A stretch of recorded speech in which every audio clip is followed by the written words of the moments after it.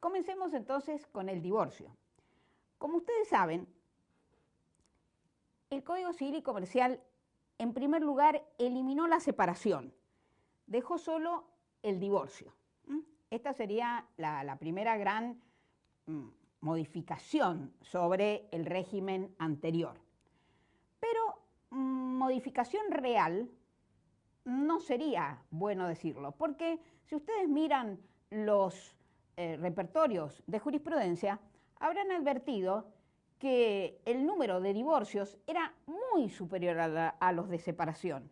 Y cuando la gente recurría a la separación era porque no cumplía los requisitos, por ejemplo, de plazos para ir al divorcio vincular. Es decir, la separación era prácticamente una figura casi inexistente.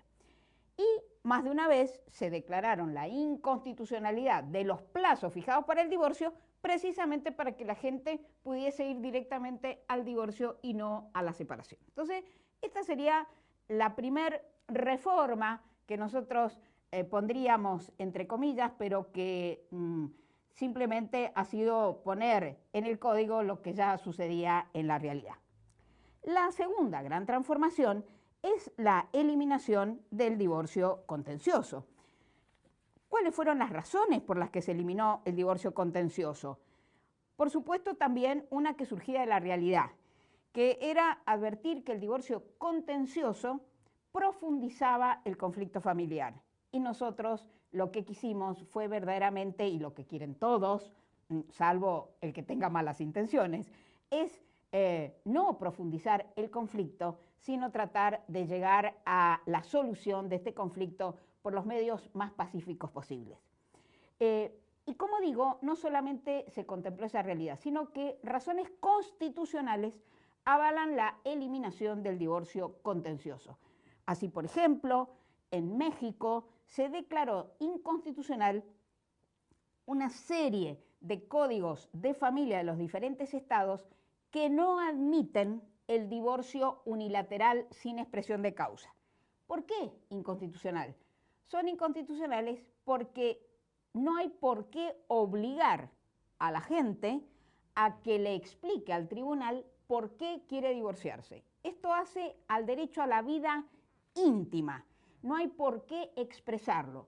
El Estado me puede obligar a mí a que diga cómo voy a solucionar los efectos que provienen de ese divorcio. ¿Cómo voy a solucionar el problema de los alimentos, de la atribución de la vivienda, de la separación de bienes? Que haga propuestas para decir cómo voy a solucionar esos problemas. Pero me puedo obligar a que yo saque el velo de mi intimidad para decir por qué me quiero divorciar de esta persona. Eso es lo que ha sostenido el Tribunal Constitucional mexicano y es también lo que profundiza en la base de esta reforma que elimina absolutamente el divorcio contencioso. Pero de todo esto, a mí me interesa señalar eso, los efectos de este divorcio. ¿Qué modificaciones se han producido en esta materia a raíz de haber eliminado el divorcio contencioso? Como todos ustedes saben, en el régimen anterior, los alimentos entre cónyuges dependían de la calificación de inocente o culpable. Como esa calificación se ha eliminado al terminar con el divorcio contencioso, los alimentos que se deben los cónyuges después del divorcio ya no se fundan en esa inocencia o culpabilidad, se fundan en lo que deben fundarse los alimentos, que es en la necesidad. Entonces, los alimentos que subsisten después del divorcio entre cónyuges son exclusivamente estos alimentos fundados en la necesidad. Esto ya era una idea viejísima, ya lo sostenía de Molombe en su tratado del divorcio en el año 1896, cuando él decía que después del divorcio los esposos se convierten en extraños entre sí y la deuda alimentaria no debería existir entre dos personas a las que ningún vínculo las une, porque efectivamente el divorcio, como se ha dicho modernamente, ahora sí, por el Consejo de Europa, con sede en Estrasburgo, el divorcio no debe por sí mismo crear un derecho a pensión, pues tanto un esposo como el otro deberían ser capaces de hacer frente a sus necesidades. Entonces, fíjense ustedes cómo ideas tan viejas entran en coincidencia con ideas nuevas, especialmente en materia de igualdad de los cónyuges. No porque yo me divorcié, ahora tengo derecho, solamente porque fui buena, a quedarme panza arriba tirada en la playa, a seguir siendo mantenida por el resto de mis días en el mismo nivel económico que tenía mientras estuve casada con este hombre rico, a quien todos los días le servía el desayuno, le lavaba la ropa, etcétera, etcétera. Eso no quiere decir que este código, que siempre ha querido mirar la realidad, no vea que efectivamente, después del divorcio, pueden generarse situaciones de necesidad de personas que no estuvieron en el mercado laboral antes y que entrar ahora en este mercado laboral pueden significar dejarlo directamente sin alimentos de ningún tipo. Entonces, este código, como decimos, acepta los divorcios, los alimentos post-divorcio cuando hay una verdadera necesidad. Y esto es lo que dice el artículo 434, que no lo vamos a leer aquí, pero que ustedes pueden leerlo en sus casas. En primer lugar, a favor de aquel que padecía una enfermedad grave preexistente al divorcio, y después a favor de quien no tiene recursos suficientes ni posibilidad razonable de procurárselos. ¿Qué pasa con la cuestión del derecho transitorio? Es decir, ¿qué pasa con aquel cónyuge? Normalmente esto lo plantea el cónyuge inocente mujer, pero no quiere decir que no haya sido planteado también por parte de algún marido, hombre, que venía siendo asistido por su mujer con el régimen anterior. Insisto que cuantitativamente es un problema de las mujeres, no es un problema de los hombres, pero nada obsta a que también pueda haber sido planteado por un hombre. Entonces, ¿qué pasa con aquel cónyuge, hombre o mujer, inocente conforme el régimen anterior, que tenía una sentencia que disponía que se le pasara alimentos en función de su inocencia cuando entra en vigencia el nuevo código? Esto se ha planteado a nivel de la jurisprudencia, tuvo muchísima difusión a través de estos mismos medios online con los que yo me estoy comunicando con ustedes. Una sentencia de primera instancia que sostuvo una posición también sostenida por prestigiosa doctrina, que sostenía que esa declaración de inocencia integraba un derecho adquirido de ese cónyuge que había sido declarado inocente, y que en consecuencia la aplicación del nuevo régimen, del nuevo Código Civil y Comercial, no debía de ningún modo afectar aquella sentencia pasada en autoridad de cosa juzgada. Nosotros nos habíamos pronunciado en contra de esa posición, sosteniendo la misma posición que ha sostenido Rouvier, que como todos ustedes saben es el que dio lugar su doctrina, su teoría al artículo 3 de la 17711, que se traslada al artículo 7 de este Código Civil y Comercial, y Rouvier sostuvo siempre que estos alimentos son una consecuencia del divorcio. En consecuencia, aunque es repetitiva la expresión, que se deriva de decir que son una consecuencia. Lo que se deriva es que las consecuencias ya agotadas, los alimentos ya pasados, esas son situaciones consolidadas que no podré modificar. Pero desde el 1 de agosto del 2015 puedo estarle solicitando al juez que modifique esa prestación alimentaria para adecuarla al nuevo régimen. Quiere decir que si aquellos alimentos no se fijaron en función de inocentes o culpables, sino que se fijaron en función de la necesidad de ese cónyuge, nada habrá que modificar, porque el nuevo Código Civil y Comercial da también derechos de alimentos al cónyuge necesitado. Pero si aquellos alimentos se fijaron en función de la inocencia, ¿y qué quiero decir con esto? Manteniéndome en el mismo nivel económico que tenía durante la vida del matrimonio, ahí yo puedo presentarme al juez y decirle, señor juez, aplique en forma inmediata a estas consecuencias que ahora se están devengando a partir del 1 de agosto del 2015. Esto es lo que sostuvo una Cámara de Apelaciones cuando revocó aquella sentencia de primera instancia de aquella jueza que había sostenido que había un derecho adquirido. En realidad, lo que tendríamos que precisar respecto del fallo de la Cámara es que tenemos que dejar en claro que no hay un cese automático de los alimentos por el solo hecho de que entra en vigencia el nuevo código.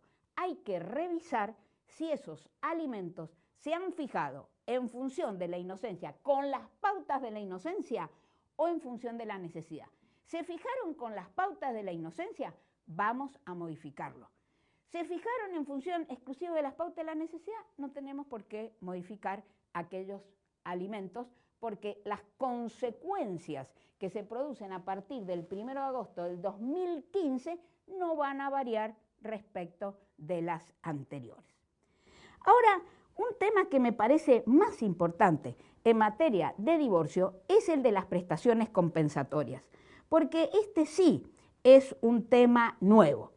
Y tendría que decirles que la fuente de esta norma es el derecho español, pero que las prestaciones compensatorias existen en muchos países, no solamente en el derecho español.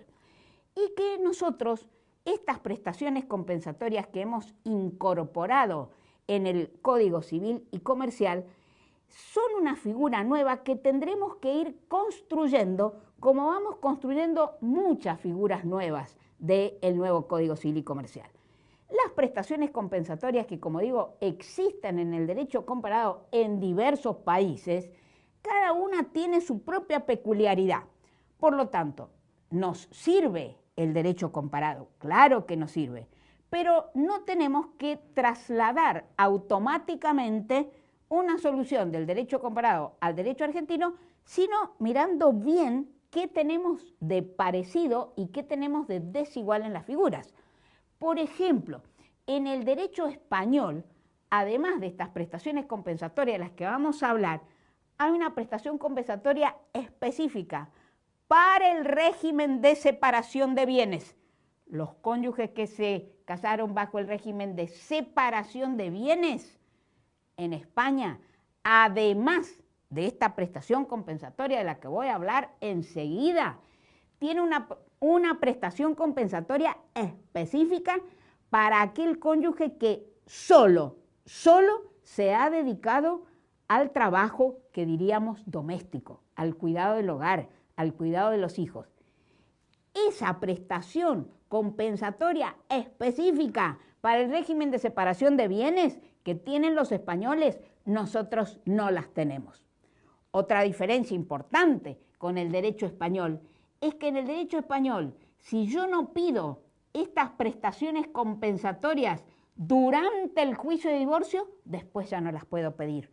En cambio, vamos a ver que en el derecho argentino hay un plazo de caducidad de esas prestaciones compensatorias. No las pedí en el juicio de divorcio, no las pedí mientras me estuve separando en la unión convivencial, no las pedí en la acción de nulidad de matrimonio, no importa, tengo 6 meses para pedirla después. Como ustedes ven, son diferencias significativas que también tenemos con el derecho español. Lo que no implican estas diferencias que no atendamos al derecho español. Vamos a atender y vamos a atender a la riquísima jurisprudencia del Supremo de España porque, insistimos, nuestras normas tienen mucho de parecido a ese famoso 92 del Código Civil Español. No idéntico, pero sí que se le parece. Muy bien. Entonces, ¿qué serían estas prestaciones compensatorias de las que yo estoy hablando? Por ejemplo, el profesor Carbonnier para Francia da una definición muy interesante, muy explicativa. porque dice que la prestación compensatoria tiene por finalidad asegurar la restauración del equilibrio entre dos situaciones patrimoniales cuya disparidad era ocultada por la comunidad de vida. Fíjense qué interesante, cuya disparidad era ocultada. ¿Qué quiere decir eso? Eso quiere decir que mientras vivíamos en la comunidad de vida, este matrimonio, pongamos el ejemplo cotidiano, ella dedicándose a las tareas del hogar, educar los hijos, etcétera, etcétera, cuidar a la suegra, todo esto, y él dedicándose a el trabajo que traía fondos a la casa, que lo hacía progresar económicamente a él, que era cuando se casaron estudiantes de medicina, ella deja la carrera, él se recibe de médico, genera una clínica, va haciendo todo un patrimonio. Muy bien. Entonces, fíjense como dice Carbonnier, que mientras estábamos en comunidad, ese desequilibrio entre uno y el otro no se veía, estaba oculto por la comunidad. ¿Por qué? Porque viviendo en comunidad nadie veía quién era el que tenía más o el que tenía menos. Cuando nos hemos divorciado, cuando nos hemos ido cada uno por su lado, si se trata de una unión convivencial en la Argentina, ahí es donde ese desequilibrio se hace manifiesto. Antes estaba oculto. Veamos otras definiciones. Por ejemplo, en España, la profesora Campuzano Tomé dice: prestación satisfecha normalmente en forma de una renta periódica que la ley le atribuye al margen de toda culpabilidad. Muy importante esto. Al margen de toda culpabilidad. No me interesa quién es el culpable y quién es el inocente. Aquella mujer que teníamos en el código, pudiendo seguir tomando sol en la playa, en el mismo estatus jurídico que tenía como alimentos, porque se había portado bien y porque era cónyuge inocente, esto no tiene nada que ver en las prestaciones compensatorias. En las prestaciones compensatorias puede yo haber sido malísima, ser culpable de este divorcio, pero que se haya producido esa descompensación de la que estábamos hablando y me van a corresponder esas compensaciones, aunque haya sido la culpable del divorcio, porque no nos interesa quién es culpable o inocente. Lo que nos interesa es esta descompensación de patrimonio, como lo vamos a explicar enseguida. Entonces, fíjense, la profesora Campuzano deja bien aclarado en su definición que esta prestación es al margen de toda culpabilidad. ¿De quién?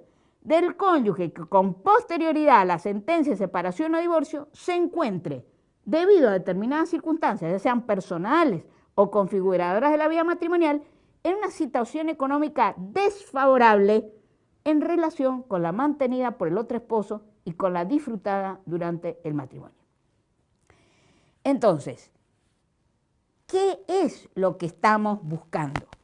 Otra gran profesora española, la profesora Encarnarroca, actualmente jueza del Tribunal Constitucional Español, ella nos dice que estas prestaciones propician la superación de la pérdida económica que el divorcio puede provocar en alguno de los cónyuges, especialmente cuando el matrimonio haya producido una desigualdad entre las capacidades de ambos para obtener ingresos. Cuestión que en la mayoría de las oportunidades el régimen económico patrimonial resulta incapaz de solucionar. Y tiene razón la profesora Encarnarroca, porque aunque yo me haya casado por el régimen de comunidad y me toque a mí ese 50%, puede ser que necesite lo mismo esas compensaciones económicas, primero, porque lo que tenemos para dividir puede resultar poco y además pude haber perdido cosas muy importantes. Esto es lo que sucedió, por ejemplo, con un caso que llegó a la Suprema Corte de la Provincia de Buenos Aires antes de la entrada en vigencia de nuestro Código Civil, en el que en un maravilloso voto del doctor De Lázari, como son la mayoría de sus votos, De Lázari dice: pero es que esta situación se podría haber resuelto con las prestaciones compensatorias si existiesen, que no existieron en esa época, y si las hubiesen invocado en primera instancia, no las podía él sacar de la galera en la corte. ¿Y por qué se podría haber solucionado? Porque efectivamente esta cónyuge, inocente o culpable, no importa, ella reclamaba la inocencia precisamente porque lo que quería eran los alimentos aquellos que la iban a dejar en el mismo nivel de vida. ¿Qué le había pasado a esa mujer? Esa mujer, antes de casarse, trabajaba. Cuando se casó dejó de trabajar. Como trabajaba tenía su propio sistema de seguridad social.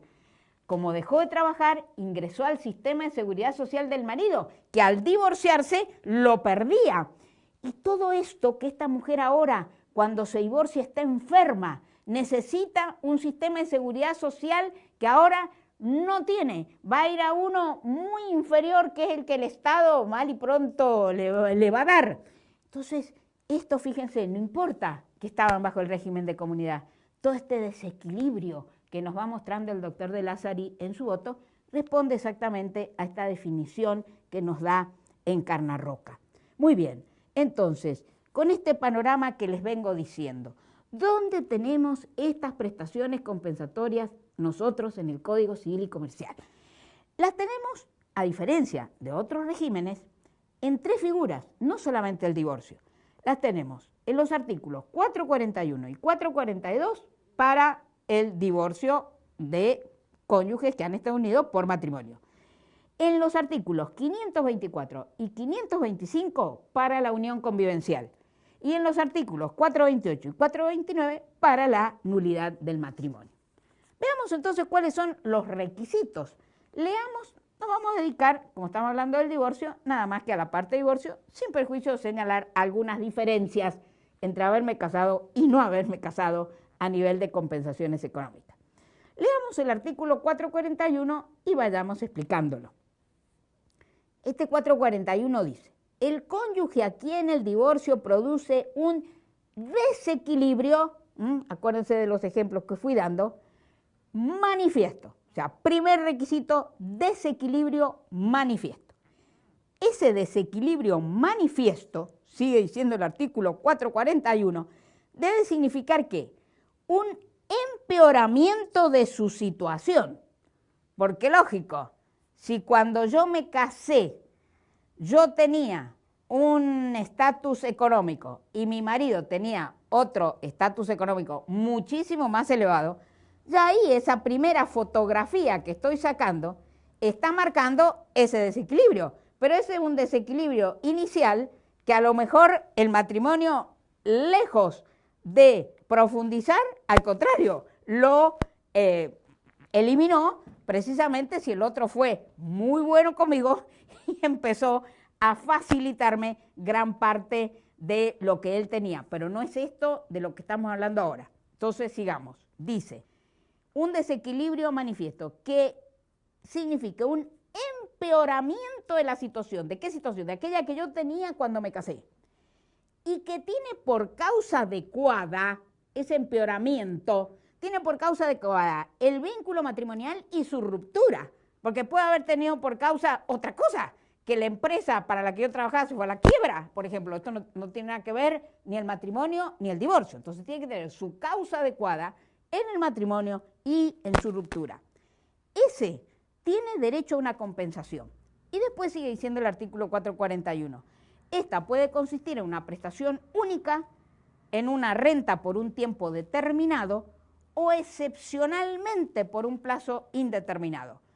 Esto es lo que dice siempre la jurisprudencia española. Como regla va a tener un plazo determinado. No es cuestión, insisto, de quedarme en Cancún tomando sol. Entonces siempre la regla es que va a tener un plazo determinado. Y después sigue diciendo, puede pagarse con dinero, con el usufructo de determinados bienes o de cualquier otro modo que acuerden las partes o decida el juez. Entonces, analicemos un poquito este artículo 441 que acabo de leer. Primero, esta expresión desequilibrio manifiesto. Lo que importa es el desequilibrio, no la necesidad. Vimos recién que para reclamar alimentos yo necesito probar la necesidad. Acá puede ser que no me encuentre en una situación de necesidad. Puede ser que sí, pero puede ser que no. No es requisito probar la necesidad. Eso es requisito para los alimentos. Lo que está demostrando que son dos cosas diferentes. Los alimentos y las compensaciones económicas. Entonces, no necesito probar la necesidad. ¿Qué es lo que voy a probar? Lo que voy a probar es ese desequilibrio.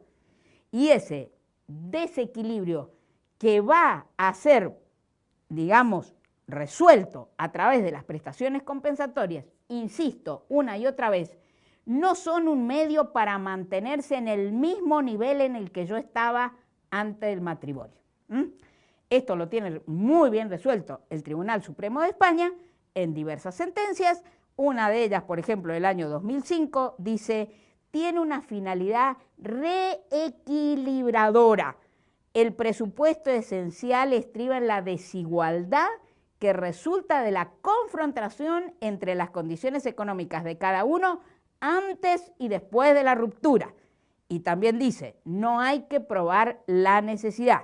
El cónyuge más desfavorecido en la ruptura puede tener medios suficientes para mantenerse a sí mismo, pero debe probarse que ha sufrido entonces un empeoramiento en esa situación económica con relación a la que disfrutaba en el matrimonio.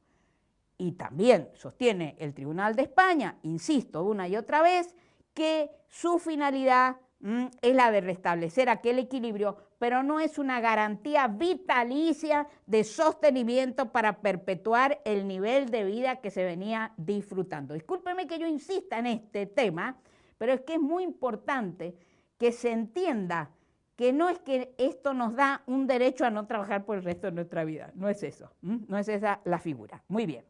Entonces, dije desequilibrio manifiesto. ¿Qué es un desequilibrio? Es en realidad un concepto complejo, porque yo lo tengo que ver en relación con el otro, ¿sí? A mí, ¿qué me pasa respecto del otro? Yo, que me quedé en mi casa cuidando los hijos, atendiendo a mi marido, haciendo las recepciones para cuando este gerente de empresa me trae a los japoneses y a los chinos que vienen y que los atiendo también y todo eso. Mientras tanto, él va creciendo en esa empresa, va teniendo posiciones de poder en esa empresa con sueldos muy altos y yo me quedo ahí sin ningún sueldo dentro de mi casa, ¿sí? Entonces, en relación con el otro, pero además en relación conmigo mismo, porque como dije, tiene que haber un empeoramiento en la situación anterior a la que tenía en el matrimonio, porque si antes del matrimonio estaba peor de lo que sea ahora, no voy a tener prestaciones compensatorias. Tiene que ser manifiesto. Esto quiere decir que tiene que ser de importancia. Esa palabra manifiesto no está en el Código Civil Español, está en nuestro código. No obstante lo cual, la jurisprudencia del Supremo de España siempre habla de este desequilibrio manifiesto. ¿Cuándo tiene que existir ese desequilibrio? Ese desequilibrio debe existir al momento de la ruptura, sin que circunstancias sobrevenidas puedan afectar. Porque puede ser que cuando se ha declarado el divorcio, pues no se ve ese desequilibrio. ¿Cuándo se ve? Se ve después. Se ve después porque, por ejemplo, el trabajo en el que estaba el hombre o la mujer se pierde, supongamos una gran crisis económica, esto hay muchos casos en España por la gran crisis que han tenido. Después del divorcio, uno de los dos ha perdido el trabajo por la crisis económica, la empresa se fue a la quiebra, no pudo ser indemnizado, etcétera, etcétera. Bueno, esto no tiene nada que ver con las prestaciones compensatorias, porque a lo que atiendo es al momento de la ruptura, no lo que viene después. Ahora, hay algunos casos que son dudosos, ¿sí? Por ejemplo, hubo un caso de una mujer que trabajaba en una sociedad en la cual el marido titularizaba las acciones. Entonces, ella dice, el desequilibrio está ahora, porque a mí de esta empresa me van a echar, seguro, porque como estoy divorciando, y entonces el Supremo de España le dijo, señora, esto es eventual, no se sabe si la van a echar o no la van a echar. Bueno, como digo, es una sentencia que puede llegar a discutirse, porque puede ser previsible que esta mujer deje de trabajar en esa empresa, pero a lo mejor no trabajaba. Entonces, fue un caso en el que se negó la prestación compensatoria sosteniendo que hay que estar al momento del divorcio. Ahora, ¿qué pasa?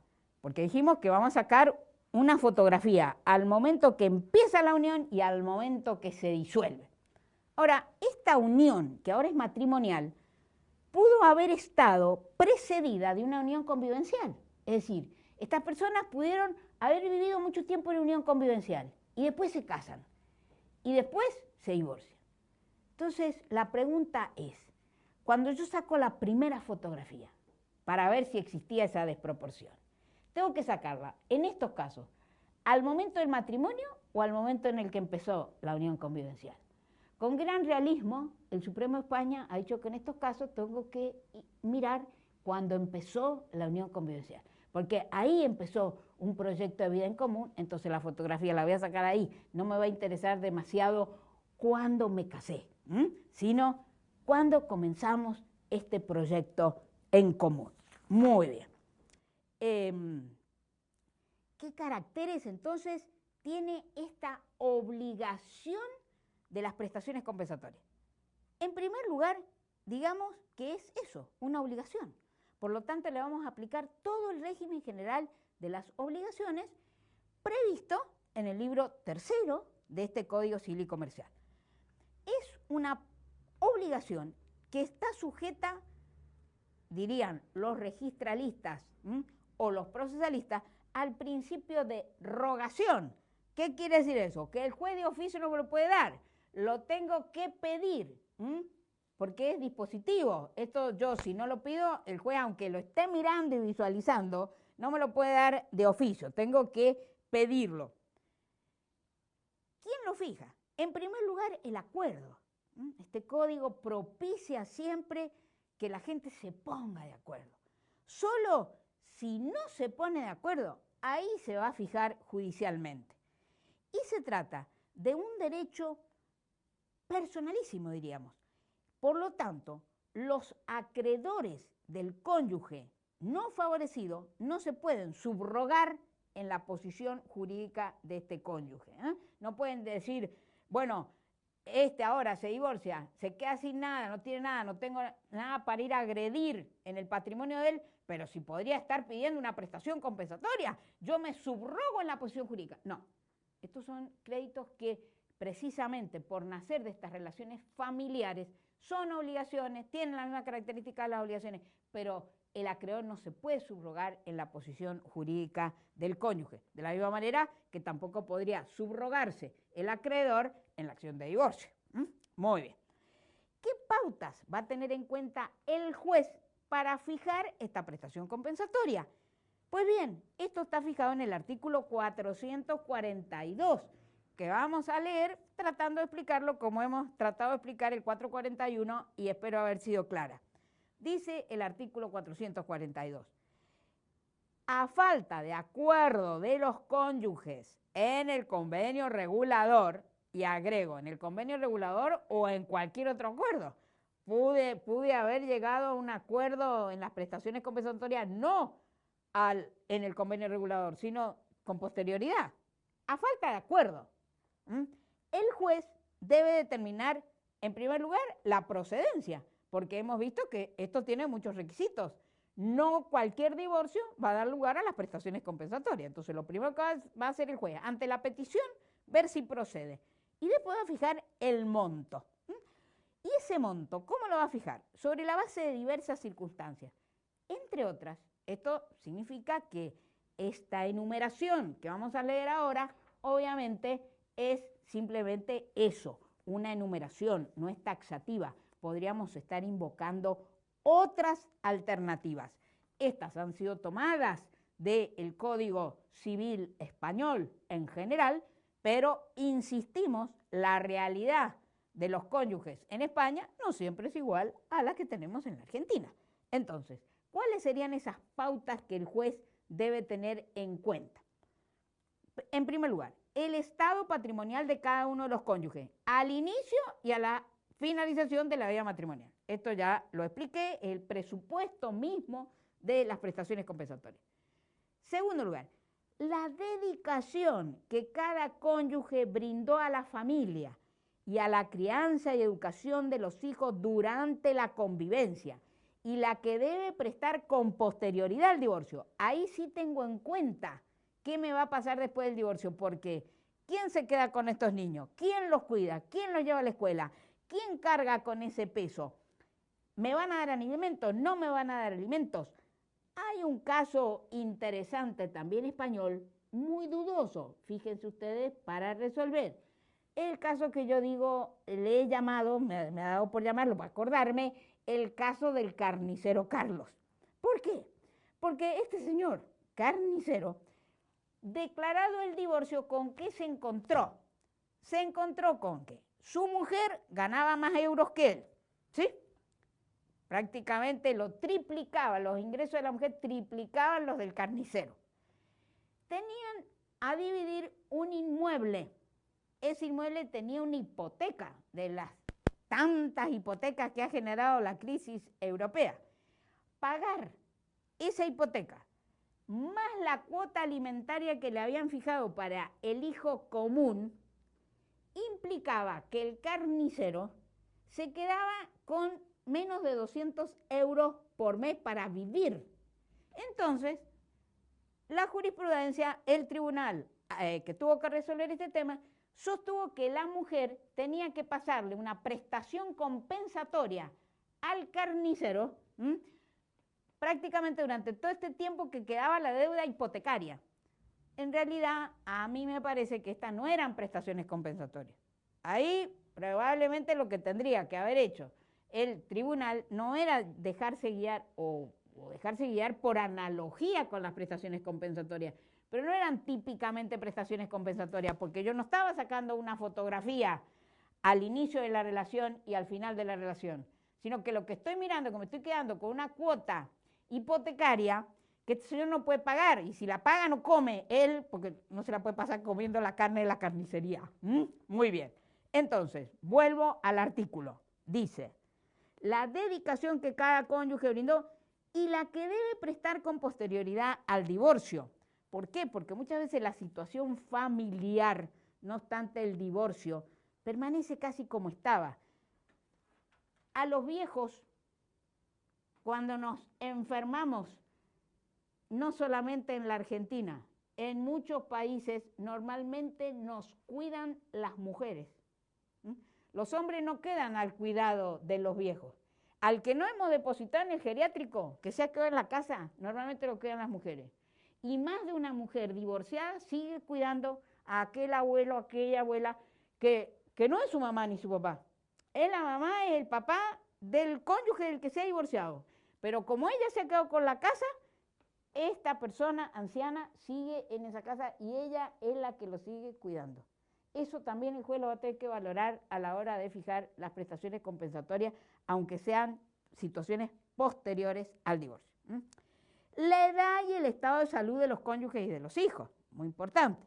La capacitación laboral y la posibilidad de acceder a un empleo del cónyuge que solicita la compensación económica.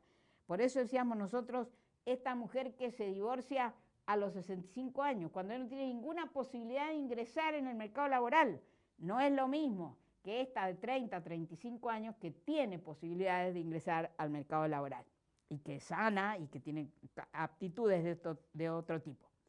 La colaboración prestada a las actividades mercantiles, industriales o profesionales del otro cónyuge. Esta mujer que decíamos que había abandonado la carrera de medicina, pudo durante toda su vida matrimonial estar colaborando con ese marido que sí se recibió de médico, que sí instaló su clínica, y ella incluso pudo haber sido hasta la secretaria que daba los turnos, es decir, dedicada ella también a ese trabajo profesional de su marido, pero que lo enriquecía a él, no a ella.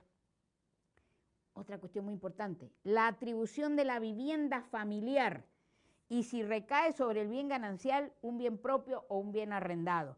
En este último caso, ¿quién abona el canon locativo? Es decir, son todos aspectos que el juez va a tener en cuenta al fijar la compensación económica. Muy bien.